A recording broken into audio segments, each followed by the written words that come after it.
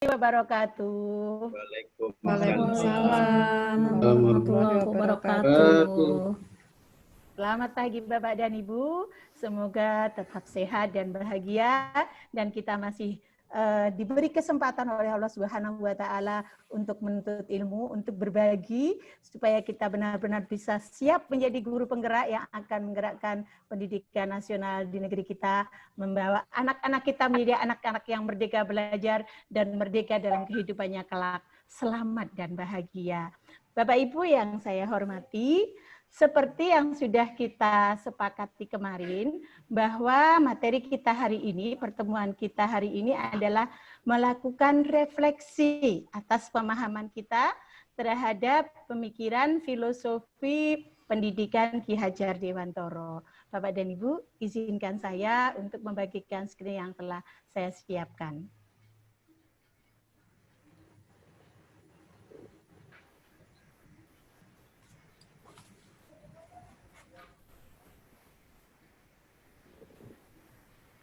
Jadi materi kita hari ini adalah refleksi terbimbing filosofi pendidikan Ki Hajar Dewantoro.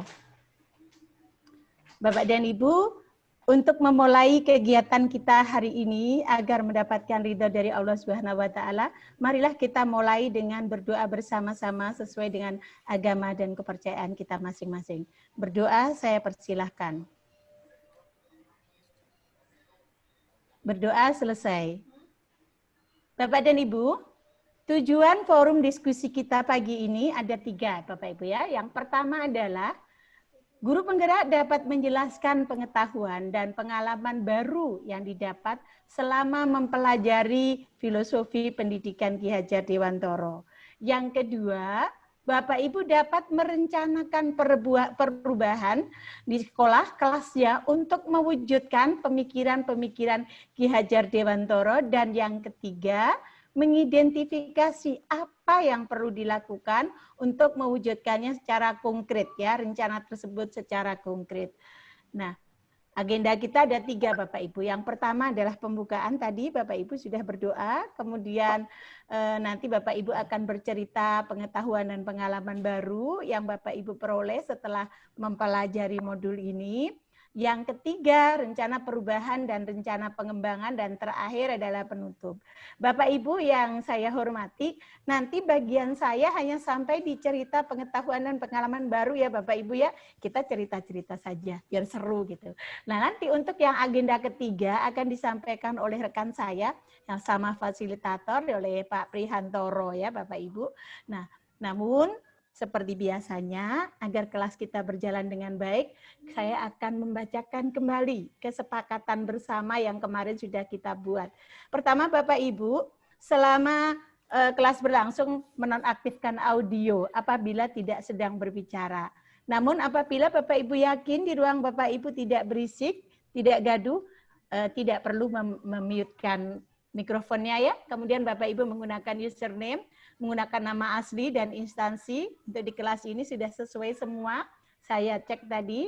Kemudian kita menghargai sesama guru pembelajar. Kemudian yang dan dengan fasilitator, Bapak Ibu ketika nanti ada yang berbicara kita semuanya mendengarkan, dan yang paling penting ini Bapak Ibu ya, kunci kesuksesan kelas kita adalah semuanya berpartisipasi aktif. Jadi meskipun kelas kita itu kelas semaya, kita masih tetap seperti bertatap muka, meskipun sebenarnya kita bertatap maya.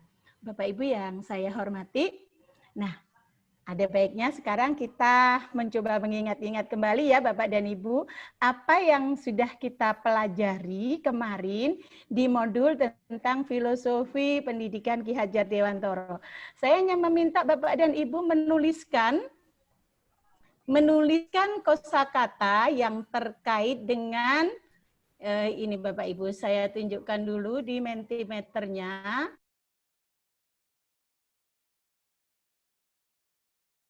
Linknya saya kopikan dulu di chat. Saya kopikan dulu. Pak Ibu bisa membukanya di chat room. Oke, silahkan Bapak Ibu.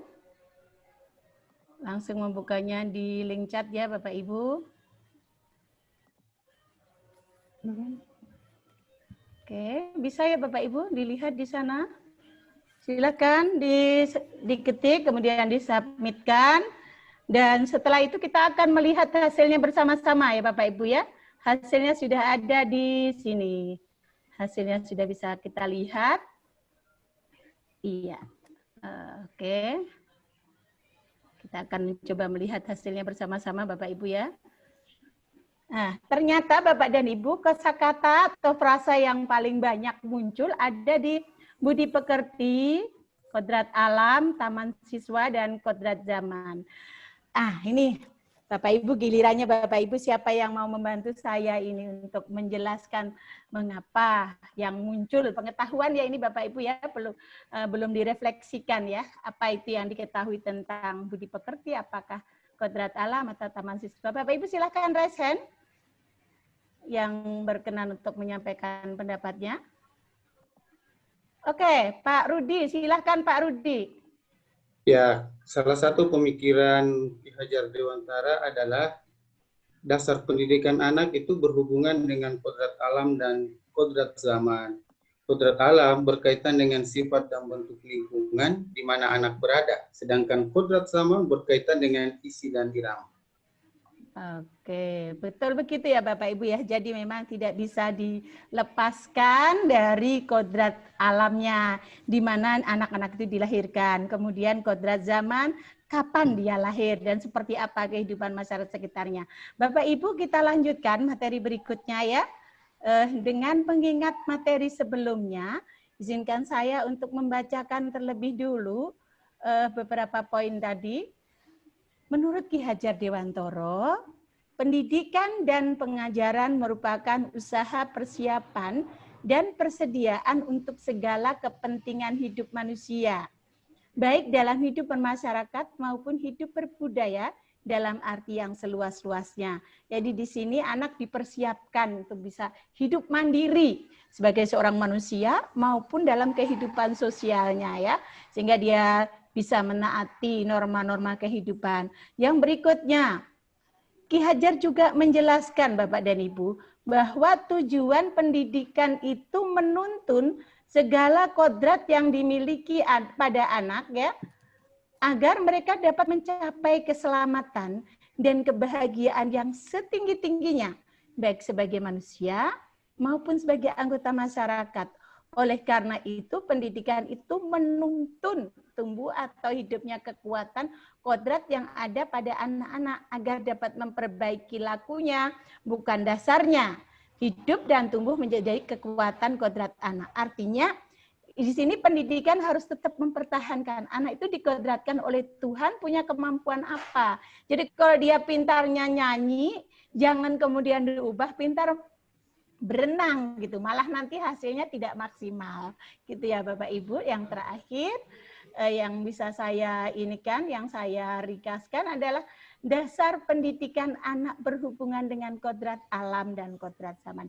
Tadi sudah dengan jelas dipaparkan oleh Pak Rudi. Kodrat alam berkaitan dengan sifat dan bentuk lingkungan di mana anak berada. Nah, jadi kalau misalnya dia anak petani, ya kodratnya jadi petani, kembangkanlah di dunia pertanian. Jangan dikembangkan jadi nelayan, kan seperti itu ya, nanti malah sulit mendidiknya ya. Sedangkan kodrat zaman itu berkaitan dengan isi dan irama.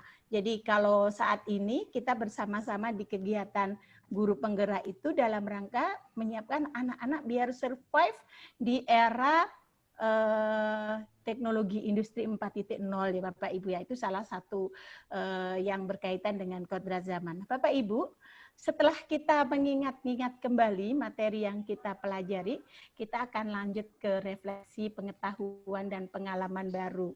Nah, Bapak Ibu, saya harapkan ini nanti agak lebih aktif lagi, agak banyak yang ditulis ya. Kita akan bermain-main lagi untuk merefleksikan dan menuliskan apa pengetahuan dan pengalaman baru yang saya dapat setelah mempelajari secara mendalam pemikiran Ki Hajar Dewantara. Jadi ini sifatnya refleksi ya Bapak Ibu ya. Kalau yang tadi itu mengingat yang kita pelajari. Kalau yang ini Bapak dan Ibu kita akan mengingat merefleksikan apa yang kita pelajari. Saya akan kopikan Bapak dan Ibu di room chat ya.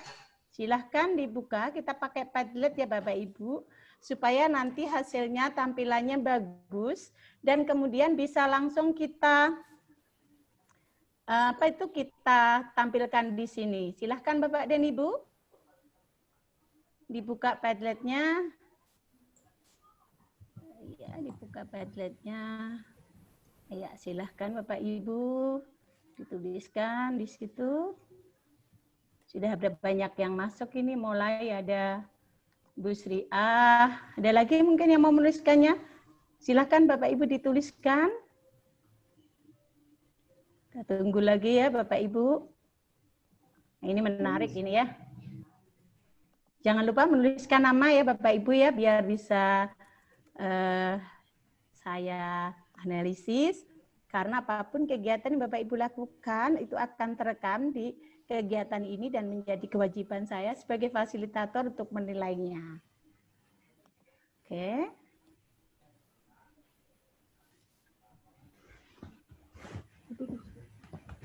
Oke, ada lagi. Oke. Kelihatan ya Bapak dan Ibu ya tampilannya ya. Ada Anonymous, ada Bu Sri A. Ini siapa ya? Kok tidak ditulis namanya? Ya, oh iya lupa Bu, itu saya Bu. Oh. Iya. Saya itu juga Bu. Oke, Bapak dan Ibu, ini sudah banyak sekali yang muncul. Saya minta untuk Bu Sri A menceritakan dulu bagaimana pengetahuan dan pengalamannya. Refleksi ya Bu Sri A. Silakan Bu Sri A. Iya, terima kasih Bu. Setelah saya mempelajari materi filosofi pemikiran tentang pendidikan oleh Ki Hajar Dewantara, hal baru yang saya peroleh adalah bahwa setiap anak itu memiliki kodrat yang berbeda dengan teman-temannya. Setiap anak memiliki sesuatu atau potensi yang tidak sama dengan teman-temannya. Jadi bervariasi sekali. Sehingga di filosofi itu juga, filosofi Ki Hajar Dewantara itu disampaikan bahwa pendidik itu, saya ini selaku guru itu hanyalah sebagai penuntun untuk membantu tumbuh kembangnya kodrat anak agar mereka mencapai kesejahteraan sebagai individu maupun sebagai anggota masyarakat yang Ibu sampaikan tadi. Nah, sebagai penuntun, mohon maaf mungkin kurang saya menulisnya ya. Sebagai penuntun, maka di sini kita sebagai fasilitator, Ibu. Itu pengalaman yang saya peroleh ya. Ternyata guru itu sebagai fasilitator yang harus memfasilitasi murid-murid kita untuk berkembang sesuai kodratnya. Mungkin itu Bu yang saya peroleh. Iya. Iya, luar biasa Bapak Ibu bisa memberikan apresiasi dengan memberikan tepuk tangan buat Bu Sri A ya. Tadi beliau menyatakan anak dilahirkan dengan kodrat dan kewajiban guru itu menuntun agar kodratnya itu bisa berkembang. Nah, di sini kita masih ada lagi nih pendapat yang luar biasa bagus ini. Sayangnya namanya kelupaan ini ya Bapak dan Ibu. Ini ada yang menyampaikan ini. Pengetahuan baru saya peroleh adalah anak itu seperti tanaman dan guru itu seperti petani. Bapak Ibu ada yang menuliskan seperti ini? Barangkali ada yang mau menjelaskan, silahkan raise hand Bapak Ibu. Saya Bu. Silahkan Pak Rudi, silahkan. Yang nulis ini saya. Silahkan ya. Pak Rudi. Ya. Jadi, nanti lagi di pertemuan berikutnya jangan lupa nama dan kelasnya ya Pak ya. Siap Bu, siap. Silahkan Pak. Jadi anak itu seperti tanaman dan guru itu seperti petani. Sebagaimana halnya tanaman, siswa itu punya karakteristik tersendiri. Mereka punya kodrat tersendiri sebagaimana tanaman. Jadi misalnya tanaman teh itu nggak bisa tumbuh dengan baik di dataran rendah. Sama dengan halnya dengan siswa, punya karakteristik tersendiri yang guru harus pahami. Kalau tidak dikembangkan sesuai dengan karakteristiknya, maka boleh jadi anak itu akan tidak berkembang. Sebagaimana kalau Bapak Ibu menanam tanaman di teh di dataran rendah, pasti akan layu sebelum berkembang. Ada itu, Bu. Terima kasih. Iya, ada kalimat penutupnya seperti lagu ya, layu sebelum berkembang. Bapak Ibu luar biasa diskusi kita hari ini. Kita kasih tepuk tangan juga buat Pak Rudi, aplaus ya. Alhamdulillah Bapak dan Ibu, diskusi kita luar biasa menarik ya hari ini karena Bapak dan Ibu baik tadi pakai Mentimeter maupun kemudian pakai Padlet, ternyata pendapat yang muncul cukup banyak Bapak Ibu. Sekarang saya akan lanjutkan dengan kesimpulan kita hari ini Bapak dan Ibu. Jadi tadi dari yang sudah kita diskusikan tadi, setidaknya kita bisa menyimpulkan 3 hal. Yang pertama, pendidikan itu harus memerdekakan, karena berkaitan juga dengan kesimpulan yang kedua, pendidikan harus memperhatikan kodrat alam dan kodrat zaman, ini kurang tadi ngetiknya. Kemudian yang ketiga, pendidikan harus menghamba pada anak. Jadi intinya dari semua filosofi pendidikan Ki Hajar Dewantara itu adalah berpusat kepada anak. Bapak Ibu, demikian diskusi kita hari ini. Jangan lupa Bapak Ibu ya, nanti diisi daftar hadirnya ini ya. Bapak Ibu, daftar hadirnya Siap, saya Bu. di Siap, Bu. Siap, Bu. Bapak Ibu tidak kelupaan. Dan setelah ini kita akan lanjut dengan kegiatannya Pak Prihantoro. Terima kasih Bapak dan Ibu, tetap semangat dan salam Guru Merdeka. Terima kasih. Assalamualaikum warahmatullahi wabarakatuh. Waalaikumsalam warahmatullahi wabarakatuh.